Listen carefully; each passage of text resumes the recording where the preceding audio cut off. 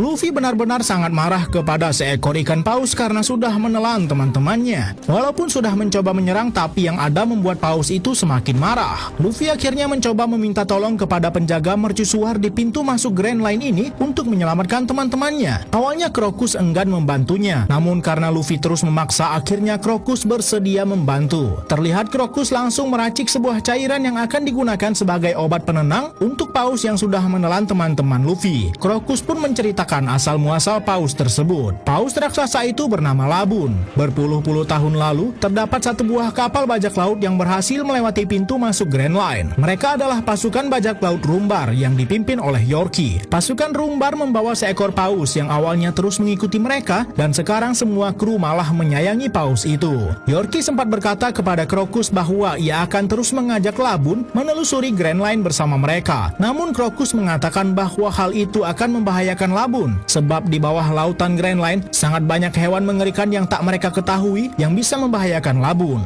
Demi keselamatan Labun, pasukan Rumbar dan para kru menitipkan Labun kepada Crocus untuk menjaganya sampai mereka kembali. Labun pun harus berpisah dengan pasukan Rumbar yang setiap hari selalu mengajaknya bernyanyi di tengah lautan. Namun setelah berpuluh-puluh tahun menunggu, pasukan Rumbar tak pernah kembali sampai membuat Labun sangat marah. Itulah sebabnya Labun terus membenturkan kepalanya ke tebing karena mengira teman-teman tersayang mereka ada di balik tebing itu. Karena Crocus tak sanggup melihat Labun menyakiti diri sendiri, akhirnya ia terpaksa membius Labun setiap kali naik ke daratan. Di tengah Luffy mendengar cerita dari Crocus, mereka mendengar suara Labun kembali naik ke daratan dan Crocus langsung menembakkan obat biusnya. Namun kali ini obat itu sama sekali tidak memberikan efek apapun. Karena Labun terus mengamuk, membuat Usopp yang sedang memperbaiki kapal mereka yang terjebak di dalam perut Labun hampir celaka. Teman-teman mereka pun saling berpegangan untuk menggapai Usopp. Zoro hampir saja melepas genggamannya, namun untunglah Miss Wednesday mau menolong mereka. Setelah mendengar cerita dari Crocus, Luffy mencoba menyanyikan lagu bajak laut yang sering dinyanyikan oleh pasukan Rumbar kepada Labun. Mendengar nyanyian itu, Labun terlihat meneteskan air mata dan Luffy meminta Labun mengeluarkan teman-temannya. Ternyata cara sederhana yang dilakukan oleh Luffy berhasil. Labun membuka mulut dan mengeluarkan pasukan Luffy dari perutnya. Crocus tak menyangka bahwa ia akan bertemu dengan seseorang yang bisa menaklukkan Labun setelah berpuluh-puluh tahun. Setelah berhasil keluar dari perut Labun, Luffy dan teman-temannya pun mampir sebentar di rumah Crocus, dan di sini Crocus memberikan alat penunjuk mata angin yang hanya bisa digunakan di Grand Line kepada Nami, yaitu Lock Pose. Sebelum melanjutkan perjalanan, Luffy menggambar logo pasukan bajak lautnya di kepala Labun sebagai simbol pertemanan mereka, dan Luffy pun akan menelusuri Grand Line untuk pertama kalinya bersama teman-temannya. Sementara itu di pulau yang sempat didatangi Luffy sebelum sampai ke Grand Line, kedatangan Laksamana Garp. Pimpinan Lux Town sebenarnya ingin pergi menangkap Luffy dan kawan-kawan, tapi Garp datang menemui Smoker untuk memberikan tugas yang lebih penting. Garp tidak memberikan izin kepada Smoker untuk memburu Luffy sebab ada masalah yang lebih besar, yaitu permasalahan ekosistem politik di mana kerajaan Alabasta sedang diambang perang sipil, dan saat ini Angkatan Laut juga sedang memburu komplotan Baroque Works. Sehingga Garp meminta Smoker untuk menyelesaikan persoalan ini daripada memburu Luffy.